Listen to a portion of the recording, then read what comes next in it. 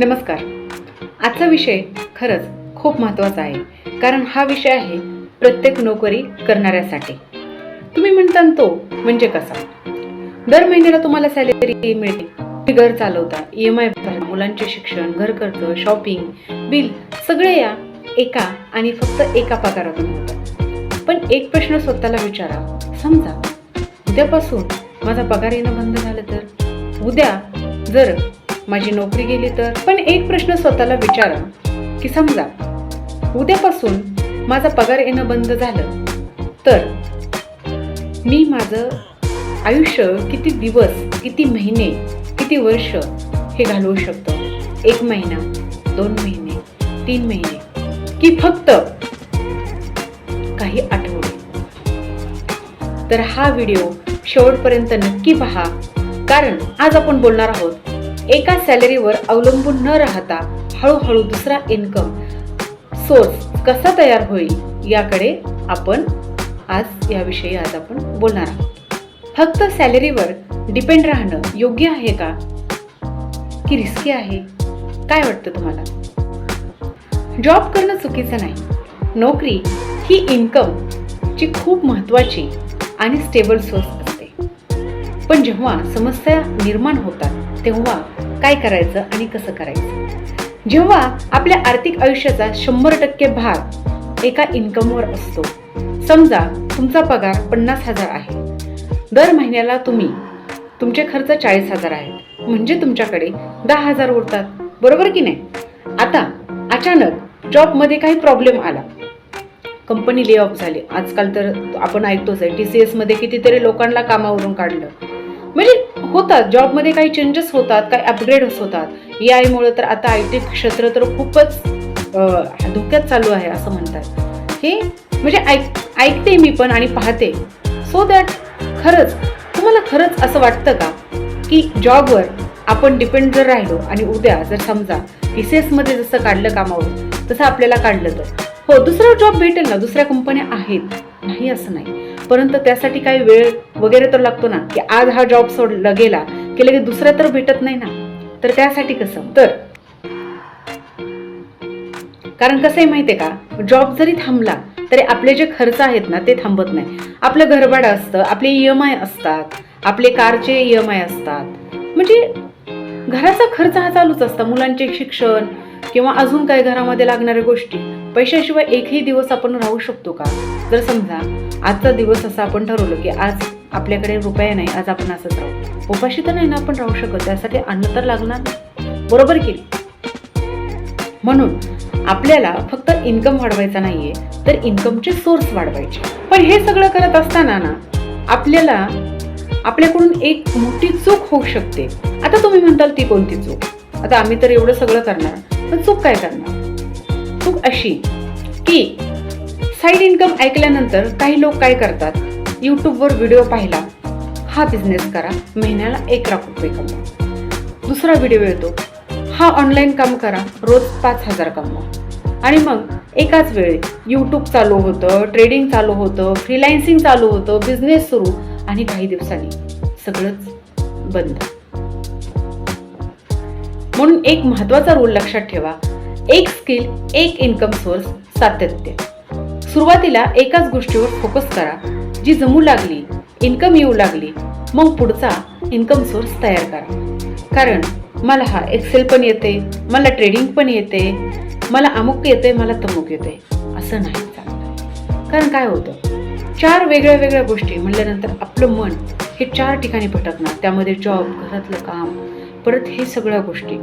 त्यामुळं काय होणार, आपलं कोणतीच गोष्ट ही आपलं त्याच्यावर पूर्ण लक्ष करून आपण करणार नाही ती. त्यामुळं काय होणार, तर ती गोष्ट आपली मध्येच बंद पडणार, बरोबर की नाही? तर त्यामुळं एकच गोष्ट करा, सातत्याने करा आणि चांगली त्यामध्ये इम्प्रूव्हमेंट करून चांगल्यातली चांगली करण्याचा प्रयत्न करा. तर त्यामधून काय होईल, फायदा हा तुमचा जास्त. आता साईड इन्कम तर चालू करायचा आहे, बरोबर? आता ठरलंय आपलं की आपल्याला साईड इन्कम चालू करायचा आहे. पण त्यासाठी हे 3 प्रश्न आपल्या स्वतःच्या मनाला तुम्ही विचारा. आता तुम्ही म्हणताल ते कोणते? त्यासाठी म्हणजे प्रश्न कशासाठी? हो, ते अत्यंत गरजेचं आहे. तर त्यावर डिपेंड राहील ना की तुम्ही साईड इन्कम काय करू शकता आणि कसं असणार तो साईड इन्कम. ठीक आहे. तर पहिला प्रश्न विचारा की माझ्याकडे कोणती स्किल्स आहे. वही आणि पेन घ्या आणि लिहून काढा की माझ्याकडे कोणती स्किल्स आहेत. तुम्हाला एक्सेल येतं का, व्हिडिओ एडिटिंग येतं का, ग्राफिक डिझाईन येतं का, रायटिंग येतं का, टीचिंग येतं का, कुकिंग येतं का, फोटोग्राफी येते का, सोशल मीडिया मॅनेजमेंट येतं का, कोडिंग येतं का, किंवा एखाद्या विषयाचं चांगलं नॉलेज आहे. म्हणजे तुमची स्किल्स म्हणजे तुमची सुरुवातीची एक कॅपिटल असू शकते. बरोबर. दुसरा प्रश्न असा विचारा की मी आठवड्यातून किती वेळ ह्या कामाला मी देऊ शकतो. म्हणजे दररोज 5 तास देण्याची गरज नाही, पण सुरुवातीला दिवसातून 1 तास किंवा विकेंडला 3 किंवा 4 तास इतक्यात सुरुवात होऊ शकते. काहीच म्हणजे हरकत नाही. आणि तिसरा प्रश्न असा विचारा की मला एक्स्ट्रा इन्कम का हवी आहे. म्हणजे कशासाठी हवी आहे. हा, तर तुम्ही असा विचार करता की ठीक आहे, मला तर 1 लाख रुपये पगार येतो बाबा, माझं तर सगळं व्यवस्थित आहे, माझं सगळं व्यवस्थित चाललंय. पण तो 1 लाख पगारामधून इन्व्हेस्टमेंट तुम्ही किती करता. 10,000 करता का 0 करता की काहीच करत नाही. कारण ते खूप महत्वाचं आहे. म्हणजे फक्त पैसे कमवण्यासाठी, इमर्जन्सी फंड तयार करण्यासाठी, इन्व्हेस्टमेंट वाढवण्यासाठी, कर्ज लवकर फेडण्यासाठी किंवा भविष्यात फायनान्शियल फ्रीडम मिळवण्यासाठी तुमचं कारण स्पष्ट असेल तर सातत्य ठेवणं खूप महत्वाचं आहे. मला कार घ्यायची आहे, पण सध्या माझे EMI वगैरे खूप आहेत माझ्या चालू पगारामध्ये, परंतु मी आता कार घेऊ शकत नाही. पण माझं ते एक स्वप्न आहे की मला कार घ्यायची. तर त्यासाठी तुम्हाला काय करावं लागेल. तुम्हाला त्यासाठी एक साईड इन्कम सोर्स तयार करावं लागेल. मग हे तुम्ही एक ड्रीम ठेवा ना की येस, मला कार घ्यायची, मला 15 लाखाची कार घ्यायची. एक्झाम्पल देते मी, मला 15 लाखाची कार घ्यायची. त्याच्यामध्ये असं पण एक्झाम्पल असू शकतं, मला घर घ्यायचंय, मला ऑफिस घ्यायचंय. वेगळे वेगळे कारणं असू शकतात प्रत्येकांचे. तर एक असं जर तुम्ही ठेवलं की हां येस, मला काहीतरी घ्यायचंय, त्यासाठी मी हे करतोय, मला एवढे एवढे पैसे लागणार आहेत एक्स्ट्रा, तर त्यासाठी मला हे काम करायचं आहे. तर त्यामुळं काय होईल, तुम्ही पेशन्सफुली ते काम अगदी व्यवस्थित सुरुवात करताना त्या कामाची. आता सर्वात महत्त्वाचा प्रश्न की साईड इन्कम सुरू कसा करायचा. बरोबर. तर आपण 1 नंबरला घेऊयात फ्रीलान्सिंग. तुमच्याकडे एखादा डिजिटल स्किल्स असेल तर फ्रीलान्सिंग हा अत्यंत योग्य पर्याय असू शकतो. उदाहरणार्थ त्यामध्ये आता फ्रीलान्सिंगमध्ये काय असतं की आपलं एक अकाउंट आपल्याला ओपन करावं लागतं. तर त्यामध्ये तुम्हाला काय काय काम येतं. म्हणजे जसं की एक्सेल काम, data entry, video editing, graphic design, content writing, translation, social media management.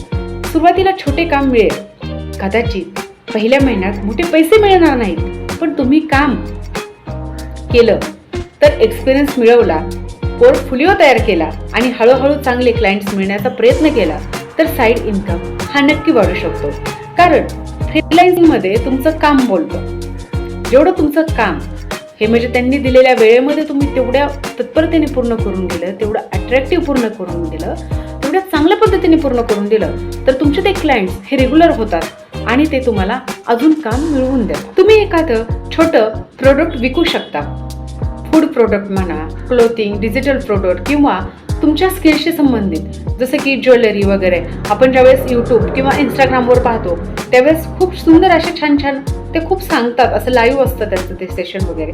त्याच्यामध्ये ते खूप सुंदर सुंदर डिझाईन्स वगैरे दाखवतात. तर या पद्धतीने म्हणजे जसं आपलं स्किल्स असेल त्याच्यावर डिपेंडंट राहील की तुम्ही काय म्हणजे करू शकता. एक कोणतं प्रोडक्ट तुम्ही विकू शकता.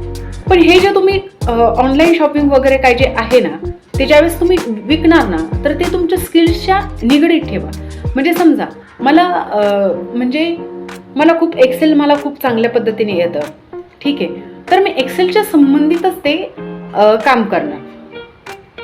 कसं आहे, लोकांना तुमचं प्रोडक्ट किंवा सर्व्हिस खरंच हवी आहे का हे आधी समजून घ्या. पहिल्या छोट्या स्किलवर टेस्ट करा, जास्त पैसे त्यामध्ये गुंतवू नका. तुमच्या नॉलेजमधून तुम्हाला इन्कम.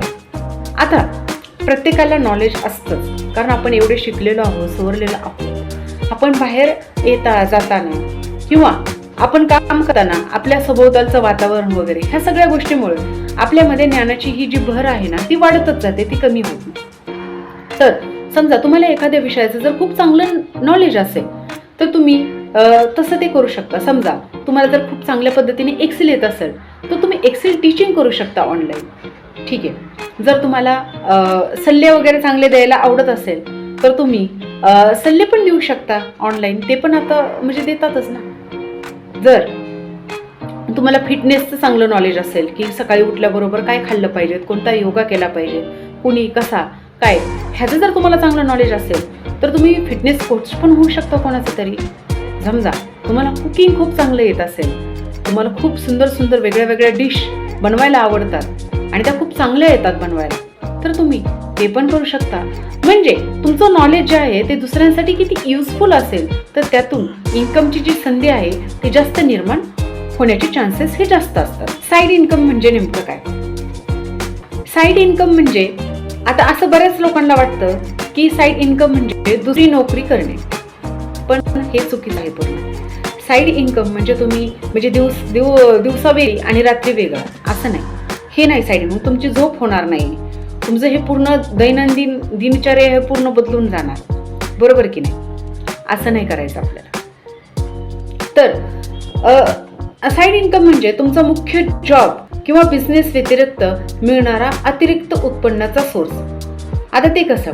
समजा आता तुम्ही जॉब करता आणि विकेंडला जर फ्रीलान्सिंग केलं तर, तुम्ही जॉब करता आणि यूट्यूब चॅनल चालवलं तर, तुमच्याकडे एखादं स्किल आहे आणि त्यातून ऑनलाईन सर्व्हिस दिली तर, तुम्ही एखादा छोटा बिझनेस करता किंवा तुमच्या ज्ञानाचा उपयोग करून एखादं डिजिटल प्रोडक्ट तयार करता, हे सगळं साईड इन्कमचे मार्ग असू शकतात. पण इथे एक गोष्ट खूप महत्त्वाची आहे. साईड इन्कम म्हणजे झटपट श्रीमंत होण्याचा शॉर्टकट नाही. त्यासाठी स्किल्स, वेळ, सातत्य आणि मेहनत ह्या सर्वच गोष्टी लागतात. आता कसं आहे, साईड इन्कम म्हणजे असं वाटतं की बाबा हा ठीक आहे, हा जॉब आहे, आता हे आहे म्हणजे आपण झालो श्रीमंत. पण असं नाही आहे मित्रांनो. साईड इन्कम म्हणजे काय? एक इन्कमचं सोर्स आपण वाढवतोय, एक जनरेट करतोय सोर्स. ठीक आहे. जर समजा आता तुम्हाला साईड इन्कम मधून पैसे भेटायला लागलेले आहेत. सुरुवातीला आपण उदाहरण घेऊया की तुम्हाला साईड इन्कम मधून 5,000 भेटले. तर पहिली चूक अशी तुम्ही करायची नाही, ते संपूर्ण 5,000 रुपये खर्च करून टाकायचे. सवयी तशीच लागते. हा आता माझेच पैसे मीच कमवलेत, साईड इन्कमचेच आहेत, त्यामुळे मी करणार खर्च, असं अजिबात करायचं नाही. ठीक आहे. कारण साईड इन्कमचा खरा फायदा तेव्हा होतो जेव्हा तो फायनान्शियल गोल्ससाठी वापरला जातो. उदाहरणार्थ काही रक्कम इमर्जन्सी फंडसाठी, काही रक्कम कर्ज फेडण्यासाठी आणि काही तुमच्या परिस्थितीनुसार काही रक्कम दीर्घकालीन इन्व्हेस्टमेंटसाठी. म्हणजे तुमची साईड इन्कम फक्त तुमचा खर्च वाढवणार नाही तर तुमची फायनान्शियल स्ट्रेंथ वाढवेल. आलं का लक्षात? मी म्हणजे काय सांगण्याचा प्रयत्न करते. पैसे एकदम आले की आपल्याला सवयच असते ना, त्यातली त्यात बायकांना तर थोडी जास्त सवय असते की हो बाई माझे कष्टाचे पैसे तर मी कमवले तर त्यामुळे हो मी करणार खर्च. पण असं अजिबात करायचं नाहीये.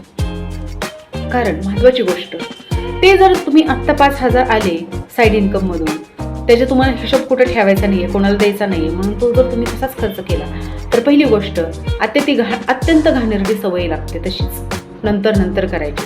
नेक्स्ट मंथमध्ये आले 10,000 रुपये, केले खर्च, केली शॉपिंग, असं नाही. जर तेच 5,000 रुपये जर तुम्ही इमर्जन्सी फंड किंवा जर समजा दीर्घकालीन इन्व्हेस्टमेंटसाठी, समजा तुम्ही शेअर्स वगैरे 2 वर्षासाठी, 9 महिन्यांसाठी, 3 वर्षासाठी अशा लॉंग टर्म इन्व्हेस्टमेंटमध्ये जर केले तर त्याचा तुम्हाला जास्त फायदा होईल आणि तुमचे गोल्स जे आहेत ते जास्त लवकरात लवकर पूर्ण होतील. आता अजून एक गोष्ट अशी आहे की साईड इन्कम म्हणजे लगेच जॉब सोडला. हा आता एक मला चला साईड इन्कम भेटते, मला लाख रुपये पगार होता, पण ठीक आहे आता मला इथं 2 लाख रुपये भेटायला लागले तर मग मी आता कशाला करू 1 लाखाचा पगार. हे उदाहरण आहे. तर असं जर कोणाचं म्हणणं असेल तर प्लीज कृपया असं काहीही करायचं नाहीये. कारण साईड इन्कम सुरू झाला की जॉब सोडून देतो असं लगेच करायचं नाही. जोपर्यंत तुमची साईड इन्कम स्टेबल आणि प्रेडिक्टेबल होत नाही तोपर्यंत जॉब सोडण्याचा निर्णय खूप विचारपूर्वक घ्या. तुमच्याकडे इमर्जन्सी फंड आहे, तुमचे नियमित खर्च किती आहे, साईड इन्कम किती स्टेबल आहे, काही महिने इन्कम कमी झाला तर काय करणार, हे सगळं विचारात घेऊनच फायनान्शियल फ्रीडम म्हणजे नोकरी सोडणं नाही, फायनान्शियल फ्रीडम म्हणजे तुमच्या पैशांबाबत तुमच्याकडे आर्थिक पर्याय असणे. ओके, लक्षात येते का मी काय सांगते ते? की मला चांगला इकडून इन्कम येत आहे तर मी लगेच जॉब सोडतो, तर असं बिलकुल करायचं नाही. शेवटचा आणि अत्यंत महत्त्वाचा मुद्दा असा की तुमच्याकडे आज फक्त एकच इन्कम सोर्स असेल तर घाबरण्याची गरज नाही. आजच दुसरा इन्कम सोर्स तयार होईल असंही नाही, पण आजपासून त्या स्किल्स तयार करू शकतो आपण. सुरुवात तर करू शकतो ना. सुरुवात करायला काय हरकत आहे? दररोज 1 तास, आठवड्यातले काही तास, छोटी सुरुवात आणि सातत्य. कारण एका पगारावर आयुष्य चालू शकतं, पण अनेक इन्कम सोर्सेस तुमची फायनान्शियल सिक्युरिटी मजबूत करू शकतात. आत्ता मला कमेंटमध्ये सांगा येस किंवा नो लिहा. आणि जर अशाच प्रकारचे personal finance, investment, share market आणि वेल्थ क्रिएशनचे व्हिडिओ मराठीत पाहायला आवडत असेल तर चॅनलला सबस्क्राईब करायला विसरू नका. व्हिडिओ आवडला असेल तर लाईक करा आणि तुमच्या मित्रांसोबत शेअर करा. धन्यवाद. पुन्हा भेटूया अशीच एखादी नवीन गोष्ट घेऊन.